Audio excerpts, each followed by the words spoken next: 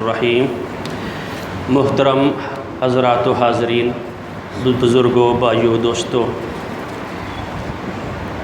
محمد الرسول اللہ صلی اللہ علیہ وآلہ وسلم سے سنا عثمان بن عفان رضی اللہ تعالیٰ عنہ روایت کرتے ہیں کہ میں نے رسول اللہ صلی اللہ علیہ وآلہ وسلم سے سنا کہ کوئی شخص، کوئی مسلم جو بندہ ہے، مسلمان ہے، تحضرہ صلاۃ المکتوبہ، مسجد میں جو فرض نماز ہے اس کے لیے جب حاضر ہوتا ہے، فیحسن وضوءہ، بہترین اور اچھا وضو کرتا ہے، اپنی پوری قوت کے ساتھ اچھا وضو کرتا ہے، وخشوعہ ورکوعہ، خشوع کے ساتھ، اور اس کا رکوع جو ہوتا ہے اللہ سے گڑ گڑانا، وہ اس لحاظ سے ہوتا ہے کہ اللہ سے میں ہم کلام ہو رہا ہوں اور کس طریقے سے ہو رہا ہوں، الا کانت کفارۃ لما قبلہا، اس کے جو گناہ ہیں جو پہلے ہیں وہ جڑ جائیں گے، ختم ہو جائیں گے، اس کا کفارہ ہوگا من الذنوب، جو گناہ ہیں، ما لم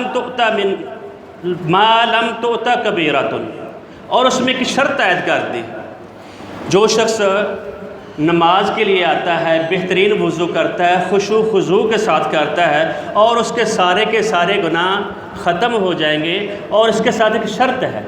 شرط کیا ہے؟ کہ وہ اس نے کبائر کا ارتکاب نہ کیا ہو، بڑے گناہ نہ کیے ہوں۔ بڑے گناہ وہ ہوتے ہیں جو اللہ رب العزت نے قرآن پاک میں ان کا ذکر کیا ہے۔ پہلے دنوں میں بھی ایک دن یہ بتایا تھا کہ جو 5 نمازوں میں بندہ داخل ہوتا ہے اور جمعے سے جمعے تک نماز پڑھتا ہے، اس میں بھی شرط یہی آئی کہ کبائر کا ارتکاب نہ کیا ہو۔ کبائر کی تھوڑی سی میں اگزامپل آپ کو یہ دی تھی کہ وہ آدمی الاشراک باللہ، اللہ سے شرک نہ کرتا ہو۔ دوسرا ہے کہ حقوق الوالدین، والدین کی نافرمانی نہ کرتا ہو۔ تیسرا یہ کہ وہ شخص جھوٹ نہ بولتا ہو، اور نبی کرم صلی اللہ علیہ وسلم ٹیک لگائی ہوئی تھی اور بار بار کہتے وہ شہادت الزور و قول الزور، جھوٹ بولنا، جھوٹی گواہی دینا، جھوٹ بولنا، جھوٹی گواہی دینا، اور بار بار نبی کرم صلی اللہ علیہ وسلم یہ دہراتے رہے۔ تو صحابہ کہتے ہیں کاش کہ نبی اکرم صلی اللہ علیہ وسلم خاموش ہو جاتے۔ کیا ہمارے اندر بات بات پر ہم جھوٹ نہیں بولتے، عہد کی پامالی نہیں کرتے، عہد کو توڑتے نہیں ہیں؟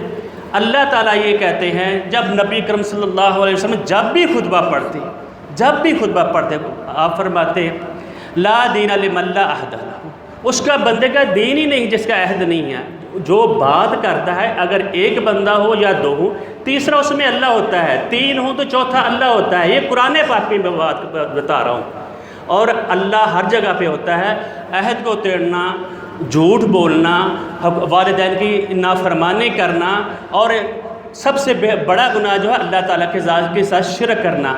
نماز پڑھیں اور جھوٹ بول لیں، نماز پڑھیں تو عہد کو توڑیں، نماز پڑھیں، یہ سارے کام ہم بڑے گناہ کریں تو وہ نماز کا فائدہ نہیں ہوگا۔ اللہ تعالیٰ چھوٹے گناہ لازماً معاف کریں گے، بہت رحیم و کریم ہیں، ہر وقت معاف کرنے والے ہیں، لیکن کبائر سے اجتناب کرنا ہوگا۔ کبائر سے اجتناب نہیں کریں گے تو معاملہ درست نہیں ہے۔ اس بات کو بڑے غور سے اور بڑے پختگی سے لینا چاہیے۔ ایک دفعہ نبی کرم صلی اللہ علیہ وسلم ایک گھر میں بیٹھے ہوئے تھے، ان کو ملنے گئے تو وہ ایک بچہ کو اس کی والدہ بلا رہی تھی۔ اس نے کہا بیٹا ادھر آؤ، میں تم کو کچھ چیز دیتی ہوں۔ تو وہ بچہ آیا، نبی کرم صلی اللہ علیہ وسلم نے پوچھا تم نے اس کو کیا دینا ہے؟